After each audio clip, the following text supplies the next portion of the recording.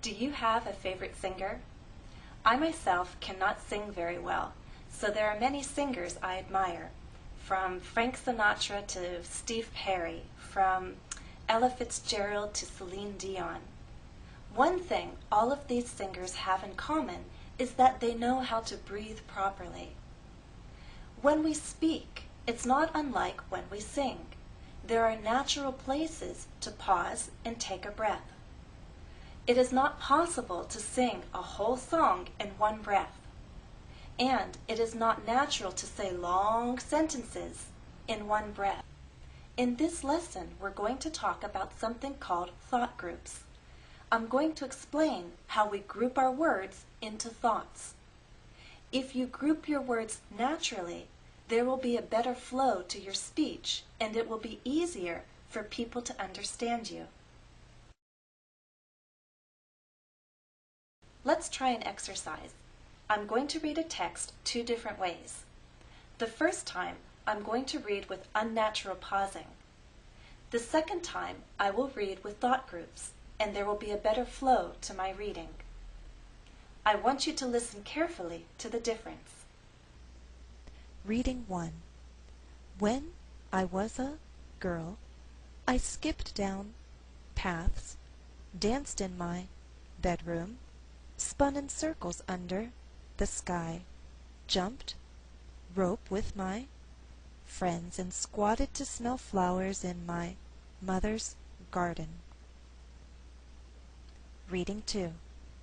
When I was a girl, I skipped down paths, danced in my bedroom, spun in circles under the sky, jumped rope with my friends, and squatted to smell flowers in my mother's garden. So what exactly made the difference between those two readings? How did I form the thought groups in the second one? One difference between writing and speaking is that in writing we use punctuation. So when we read aloud, the writer's punctuation tells us where to pause. For example, we pause at a comma, a period, a semicolon, and a colon. We also pause when there are parentheses. Here's an example of an oral reading. When I was a boy, I leaped over fences. When I was a young man, I hopped into my father's car. In this text, the periods and commas told me where to pause. Often we pause a bit longer at commas than we do at periods, so I use a double slash at the period and a single slash at the comma. In this lesson, I'll use these slashes to indicate pauses. Is punctuation our only guide in forming thought groups? No, there's also grammar. So our two keys to identifying thought groups are punctuation and grammar. So when you're speaking and you're not able to look at punctuation, let grammar guide you. Sentences are made up of grammatical units. Identify those units and you'll know where to pause. Pausing between larger grammatical units creates a natural rhythm and more fluid speech. What kinds of grammatical units am I talking about? Well, the first kind are noun phrases. For example, a beautiful woman. It is not natural to separate these three words. They represent a single idea, a thought group. So an article, an adjective, and a noun must be pronounced in one breath. Noun phrases can be the subjects of our sentences. But let's look at sentences 1 and 2. In the first, a single noun phrase is our subject, a beautiful woman. So if we're going to pause at all in this sentence, we can pause after the subject and before the predicate. A beautiful woman entered the room. But in sentence 2, the subject is a bit longer. Again, grammar is our guide, and we're dealing with a compound subject, meaning there's two. So it's possible to pause after woman and before dog and still sound natural. A beautiful woman and her little dog entered the room. Verb phrases are another kind of grammatical unit. For example, ran blissfully. We don't separate a verb from an adverb. Climbed tall trees. We don't separate a verb from an object. Had been dancing. We don't separate auxiliary verbs from a main verb. Here are two more grammatical units: prepositional phrases, for example, with my friends, and clauses.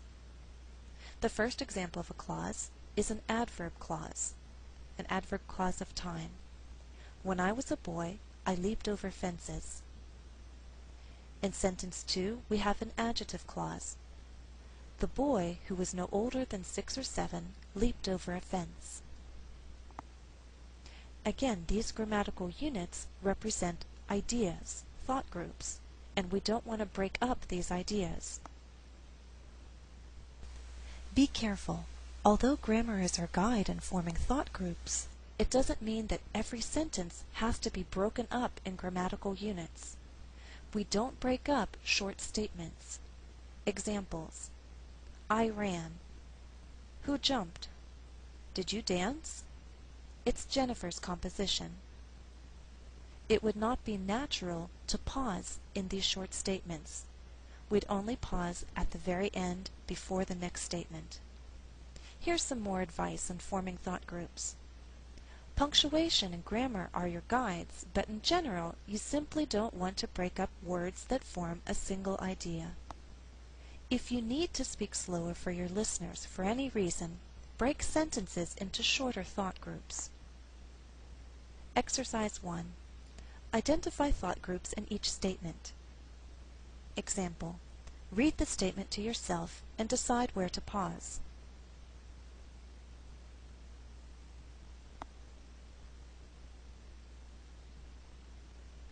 I would read the statement as follows. When I was a mother, I tripped over toys on the floor and rocked my children in my arms. It's also possible to pause after toys and after children. As I stated before, if you need to speak slower for any reason, you would break long sentences into shorter thought groups. So the alternative reading for this statement is, when I was a mother, I tripped over toys on the floor and rocked my children in my arms. 1.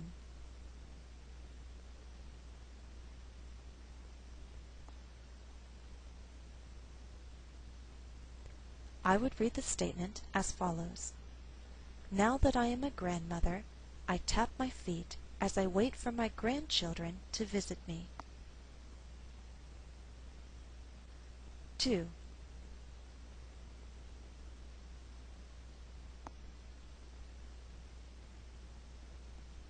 I would read the statement as follows. When I became a man, I fell at the feet of a beautiful woman.